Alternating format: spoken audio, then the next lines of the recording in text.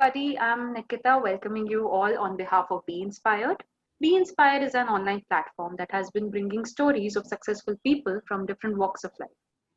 We are fortunate to have with us today Shruti Mashru, who is also well known in training circles as a highly proficient trainer with traits that make her one of the most sought after L&D professionals in Hyderabad.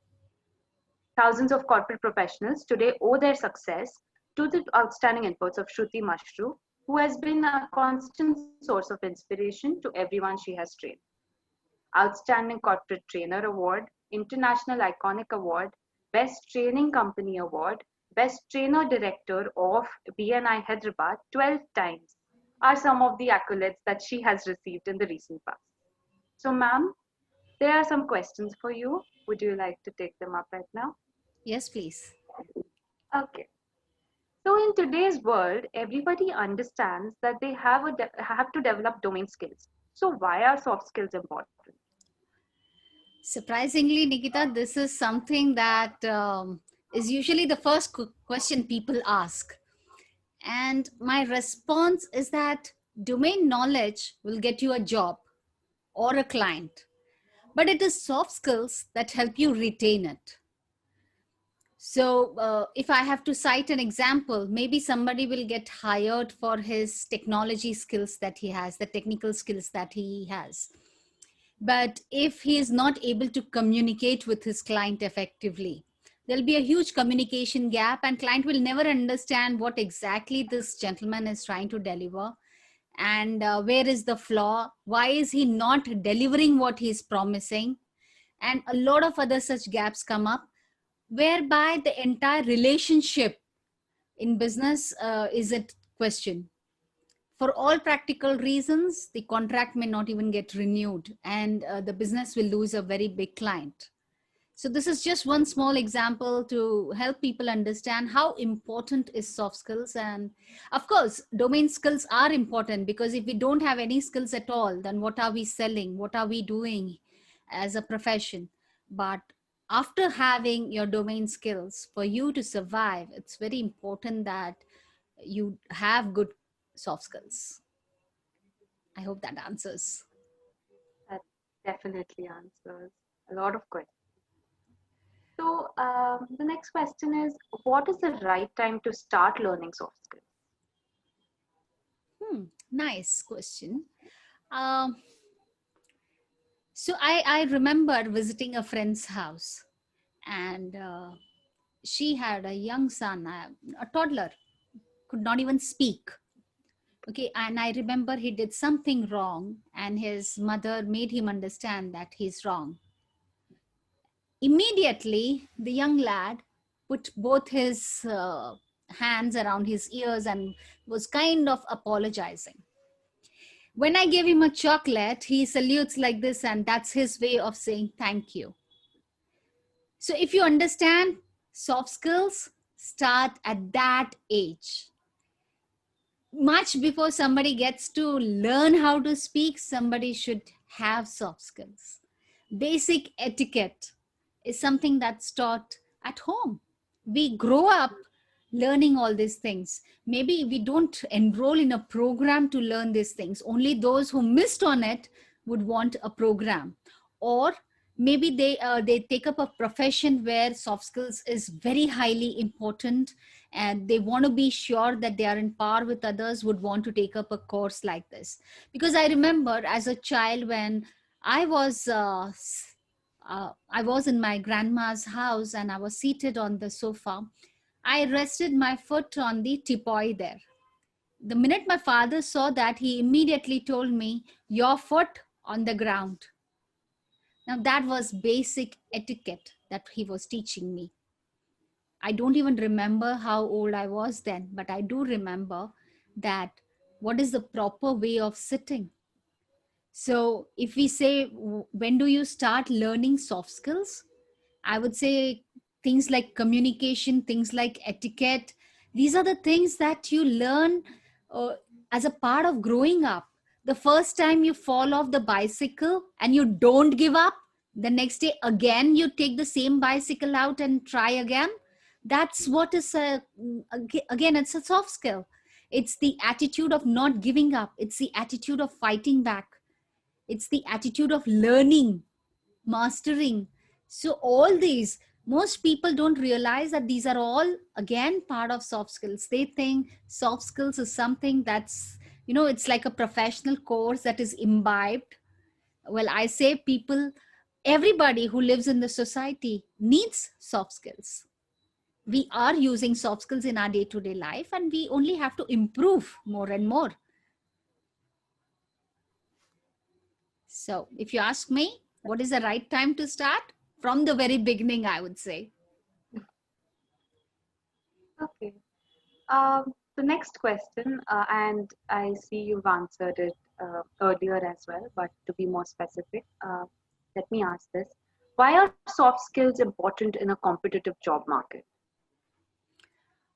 So soft skills are not just important for entrepreneurs or startups, but also those who are working, who are employed. Because let me give you an example. Let us say when there are two candidates having similar academic and professional background, you're more likely to promote the one who's more collaborative, who's more flexible, knows how to manage his time better, demonstrates leadership qualities, and can manage anger better. And most importantly, somebody who can manage people better. So if you ask me how important it is as important as oxygen is if you want to grow. Because solely if you're not a team player, you will not be able to uh, reach higher. I would say you will not be able to grow and make it big in your life. So it's very important that these qualities are there, and these are all essentially part of soft skills. Okay, that actually answers a lot of questions again. My next question is how to push soft skills into a resume and at interview. So like I said, Nikita, earlier, soft skills is something that we have within us. In an interview, the interviewer is actually trying to gauge how good are we at it. Each Right. one of us have soft skills, but the interviewer is only gauging as to how much it is. So simple things like when we say that we manage time better, if that's what we have put in our resume, the interviewer is actually wanting to see if we are reporting on time or before time, or are we making it late.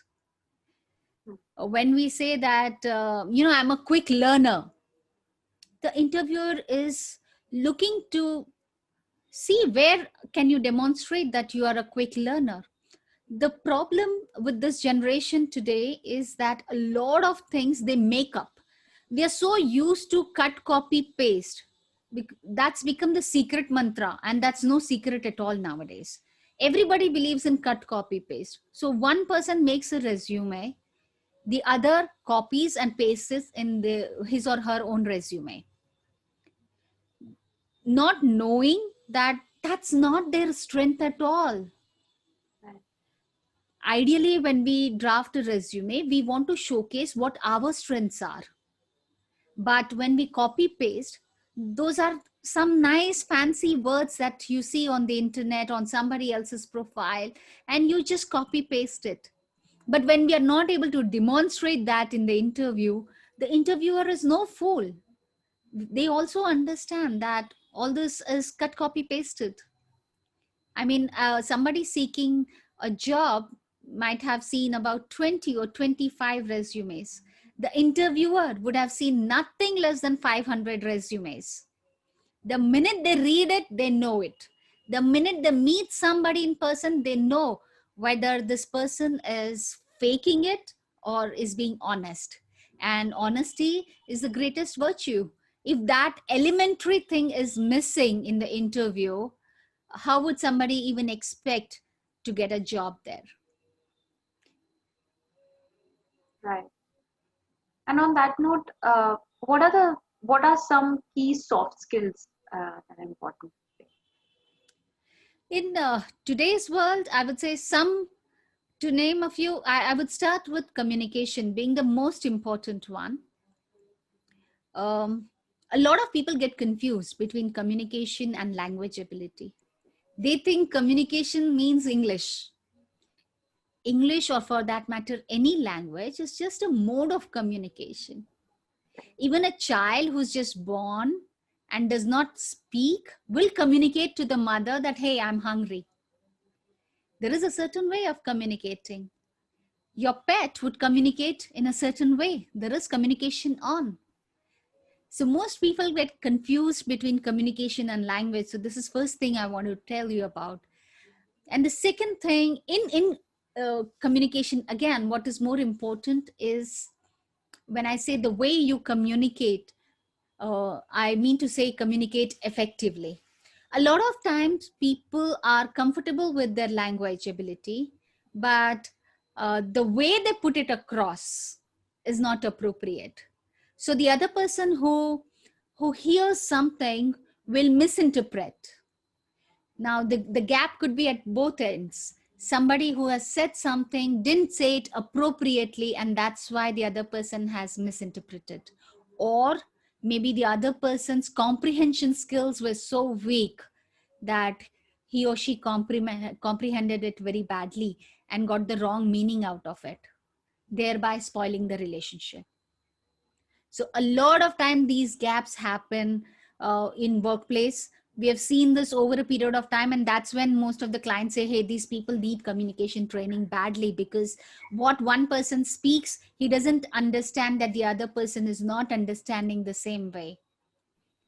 So communication that way is a very wide term, but very essential soft skill, I would say. Then some of the other things that come to my mind right now is, of course, time management, considering the fact that in pandemic, I mean, we are like practically working all hours. There are no limit to the hours. So it becomes very important how we manage our time, how we manage our work-life balance. There is this always juggle between the personal life and the professional life. All that has to be managed. Again, that leads to stress. So stress and anger management becomes a part of soft skills today. Teamwork is another thing which is very important. But more than teamwork, I would say in the pandemic, what I saw, the biggest soft skill that played a role very high was adaptability. You know, the first person to be adaptive to the new normal wasn't CEO of a company, wasn't the VP of a company, but was a layman. I still remember people who were like serving chaats and pani puris and all that in their small little bundis. As soon as the pandemic happened, the next week I saw them selling veggies. So they immediately understood that in the pandemic, nobody's going to buy what I'm selling. And if I don't earn, what will I feed my family? So that was the sense of responsibility they had. But what they had most was adaptability.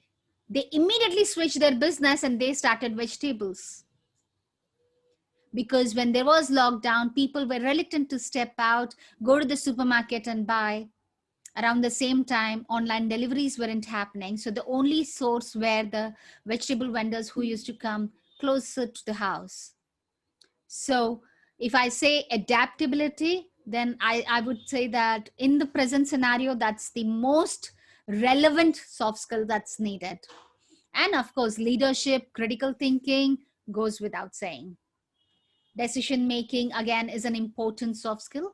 Also, feedback, I would say, is another important soft skills, because a lot of people are not able to take feedback properly. Friends must understand that when somebody is giving you a feedback, he or she wishes well for you. They want you to overcome this problem, and that's why they are citing that problem. If you don't know where is the gap, if you don't know where is the problem, how will you solve it in the first place? So you remain where you are, you will not grow. If only you know where the problem is, you will work towards the problem, and someday you will overcome the problem. So somebody who's giving you a feedback is actually helping you. We should be thankful to them. But not many people are open to feedback. At the same time, not many people know how to give feedback. Giving Right. feedback is also an art.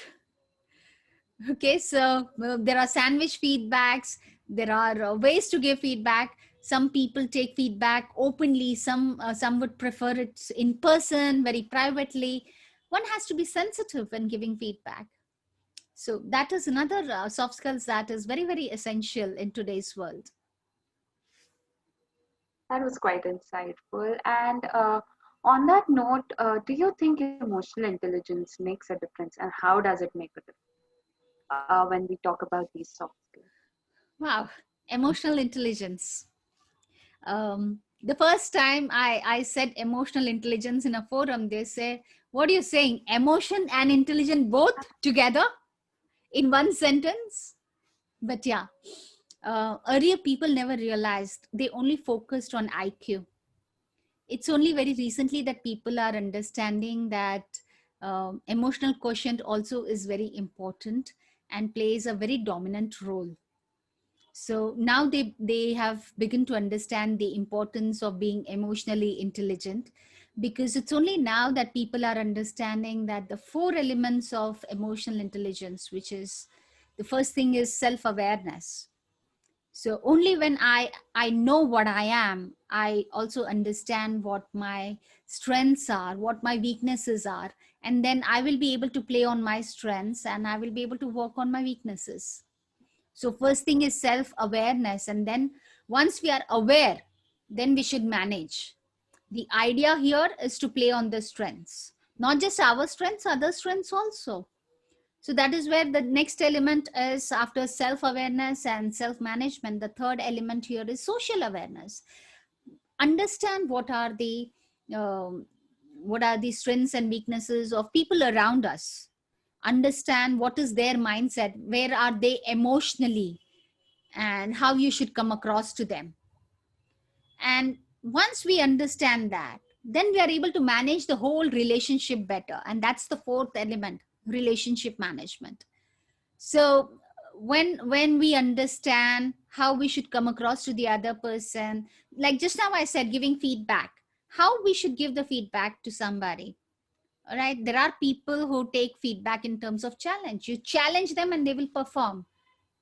Okay, there are some people, you challenge them and they say, oh, you really think I can't do that? Then let me not put any efforts in it. So that way we will not get the desired results. There are some people, you give them feedback openly and they'll start crying. Oh my, you insulted me in front of everybody, you downgraded me. That's the impression they carry. So they will be highly demotivated.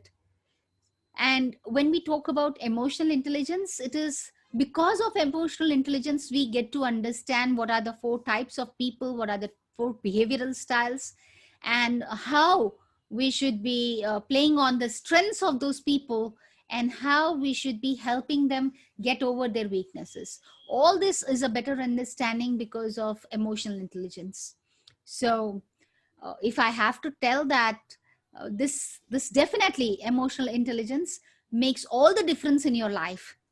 Once we understand how to be communicating to people, when we understand uh, their behavioral styles and their personalities, then we become better managers, and subsequently we become very good leaders, because we are able to speak to somebody in a language that they are understanding, and then they are very receptive to what we are saying. Naturally that brings about a change in them, and thereby the huge difference is made in not just their life but in the organization as a whole.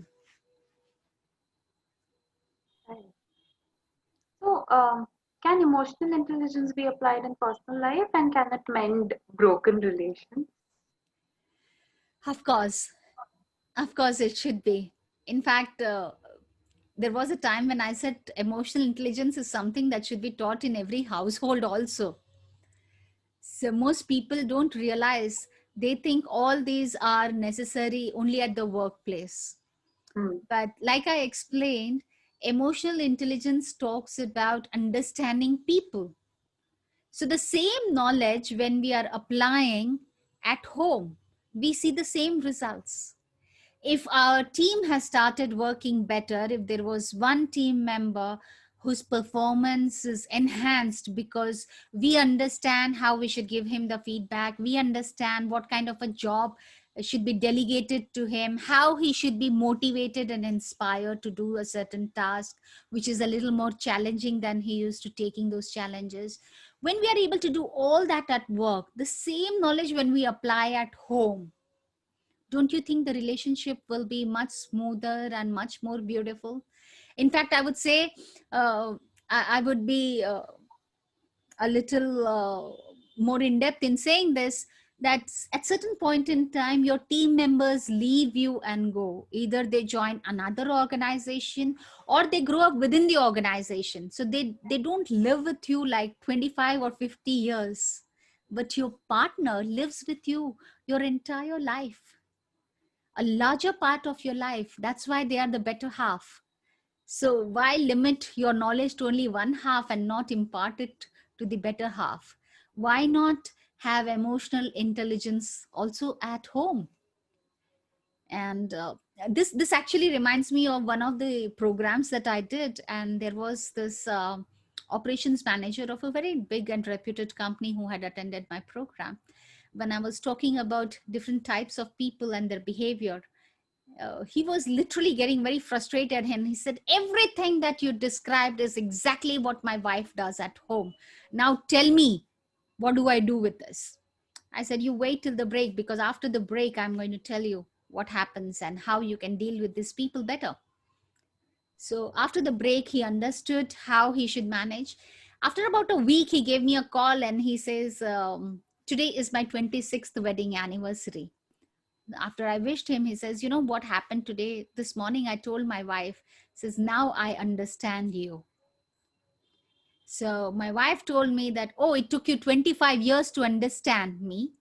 He says, no, it took me just 2 days of Shruti Mashru's workshop to understand you. But it was not my workshop. It is the whole concept of emotional intelligence that helped him understand where his wife is and how he should be communicating with his wife so that it's a win-win situation for both. So if you ask me, can it mend broken relationships? I would say it will ensure that the relationships don't get broken. Wow. That's quite insightful about emotional intelligence, and I think um, you know everyone should start giving it that kind of response or that kind of attention. With that, I would like to ask, what do you think is leadership? Like you've mentioned it as that to be a key soft skill. What do you think is leadership? So, leadership for me, I came across this quote and this phrase from something that I read about Bill Gates. And he says, leadership is the ability to heed the lessons of failure. So, for me, uh, I totally resonate with that. Somebody, most of the time, people I come across, they find it little difficult to first thing accept failure. With great difficulty, if they accept failure, they forget to learn the lesson from it. Either they give up and not try again ever, or they get into depression and they're like, the life itself takes a different course.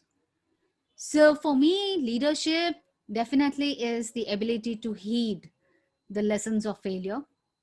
So I would say also the fact that a good leader will not just heed lessons from failure, but will also, when he sees that somebody is failing, or maybe somebody is not able to perform as good as he should or has the ability to, maybe he should fuel the power.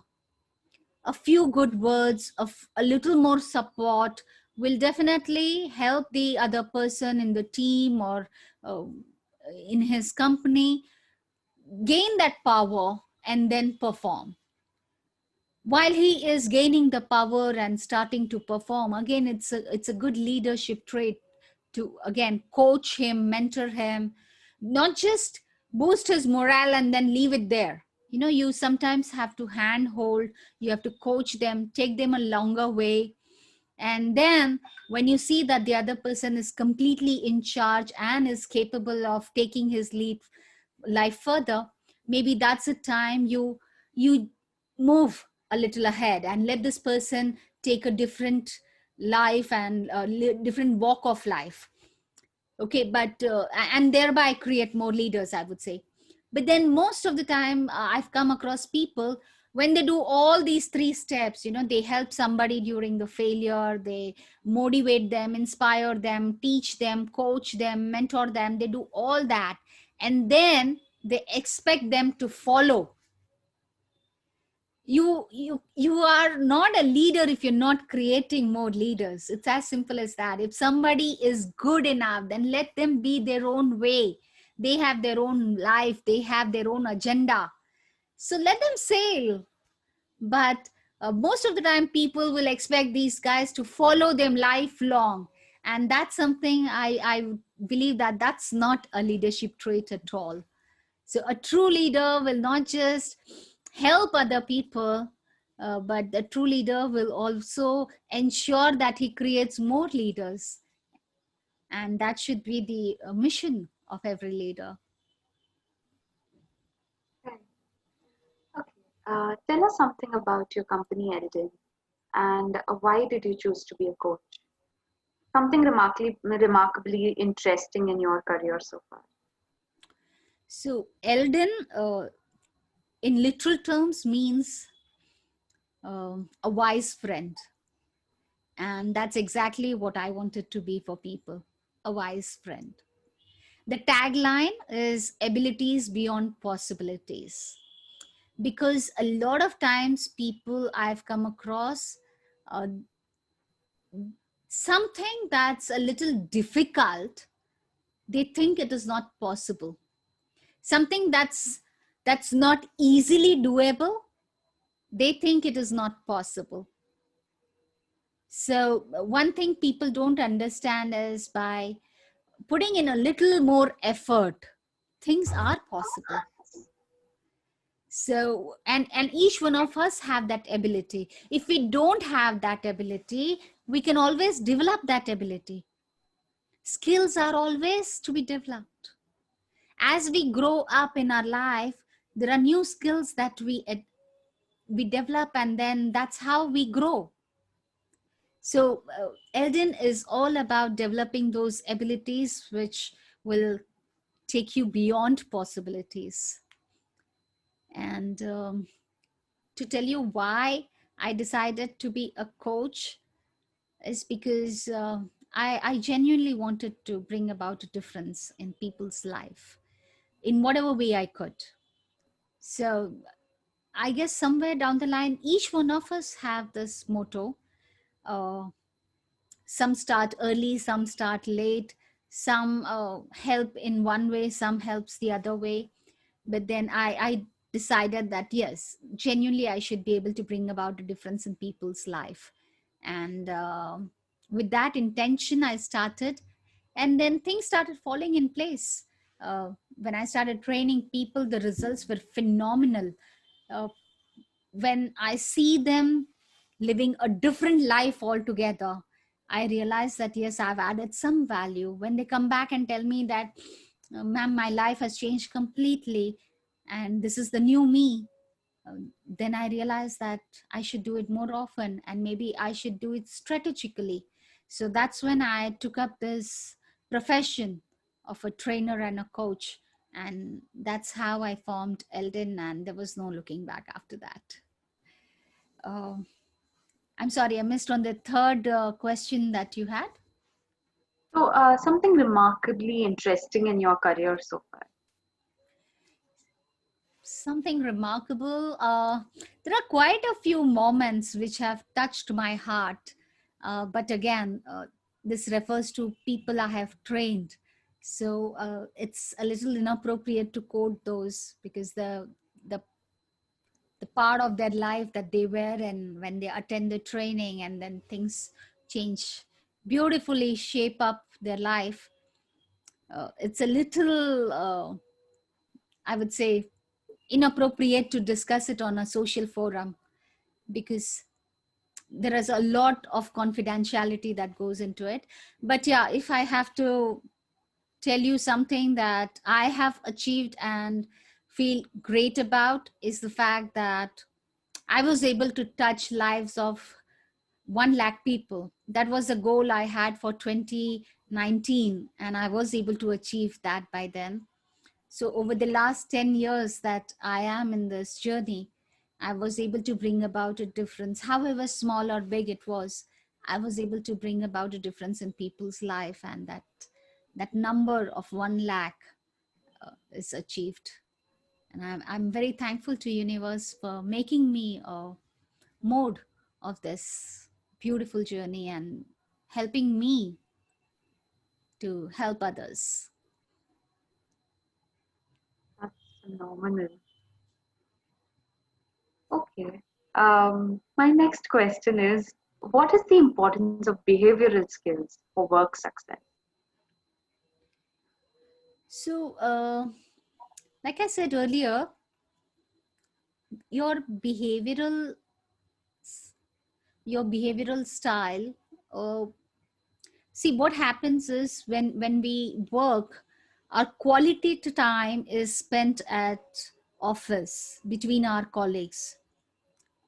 I mean, technically speaking, we spend not more than 4 hours with our family, and 4 hours is a big thing. Most of the couples I know, they spend only like an hour with each other. So majority time we are with our colleagues, and our behavioral style affects them and the work overall. So, like I told you earlier, there are different behavioral styles of people. So, some are prone to challenges. They would love challenges. Some don't accept challenge at all. They shy away. They find it very stressful if a challenge is given to them. So then they will not be able to perform even the basics. While some would need some nice appreciation in front of others, okay, and they would then be able to achieve whatever you ask them to. Something beyond expectations come very easily to them if you appreciate them in public, in front of everybody. So there is this one behavioral style that I would like to cite an example of. um, this particular personality style, they love people, all right, and they are very very enthusiastic. So in a team, if you're managing a team and if you have a person who's very enthusiastic, and anything you suggest, they're like, yes, let's do it. You feel like, wow, overwhelmed, people are giving so positive response. And that's the team huddle you had on a Friday evening, and Monday morning you are hoping that, oh, things will be moving in the right direction and you will be seeing some changes. But to your utter surprise, the person who was like all super enthusiastic is the last one who is working on it. And you feel, arey yaar, she was the one who was so enthusiastic, and whatever happened. But that is how this personality is. They are not very consistent. So a lot of managers have trouble with this personality style. They say, "Arey yaar, these people, their attention span is so limited. They never deliver what they promise. They promise sun, moon, and star." But to them, I would like to say that we are not using it for what their strength is. While we understand that they don't have the consistency, they have very short attention span. We must use them only for that role. So if you ask me, I would use this person for marketing, because they love meeting people. They can open doors to those rooms where we find it very difficult to get an entry to. And we not even find a window, forget window, we don't even find a ventilator to get into, and these people will open the doors. They are so good with people. Okay, so rather than counting on their weakness that their attention span is so limited, they never deliver what they promise. Let us count on their strengths. This is what I say, play on the strengths of people. Use them for the right reason. They have such a good skill. Maybe I don't have that kind of a skill. So I would love to have somebody like that in my team who will open the doors to practically every client's office for me. Consistency comes to other personalities, but then these personalities can do wonders in just a snap of the finger. So if you ask me, I would say that once we understand how the behavioral styles are and what the strengths and weaknesses of every team member is, then we understand how to play on their strengths. And once we start understanding how to play on the strengths of the entire team, then there's no looking back. Because then our team, our organization would grow in a way that we have not even imagined. It's beyond imagination. I hope that answers. What do you recommend for budding trainers to look at? It's truly overwhelming when I see so many people deciding to be trainers. I love this fact that more and more people want to bring about a difference in the society on the whole. So it's a very nice thought, very rewarding journey, I would say. But one small little request I have for all those who are budding trainers is that please understand one thing. It is nice to read books, gather knowledge, impart that knowledge on people. That's how it should be.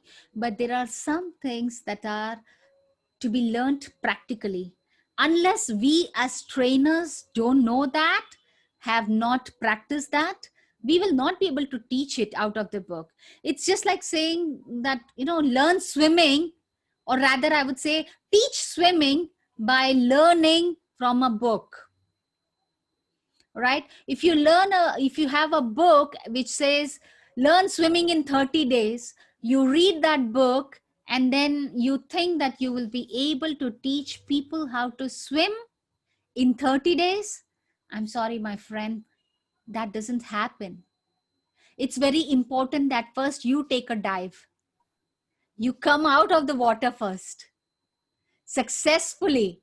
Then you can teach people how to swim. And for all practical reasons, you may be able to teach them in just a week's time. You may not even take a month. But for you to teach somebody, you have to experience it too. The challenge right now is most of the people, especially after the pandemic, you just log into any of the social media. There is one trainer or the other trainer who's promoting their programs. While I love the fact that so much of knowledge is being given so easily, so comfortably, which was otherwise, and so affordably, which otherwise was not possible. The only thing that sets me back is the fact that most of them are just copying pasting. So it's not just like a resume being made. Now even programs are being copy pasted. So my recommendation to budding trainers would be that first you get the flavor of it, experience it yourself. Only then you will be able to teach it to others. But once you have experienced and then you teach, there's no looking back. I'm sure you will add a lot of value in people's life.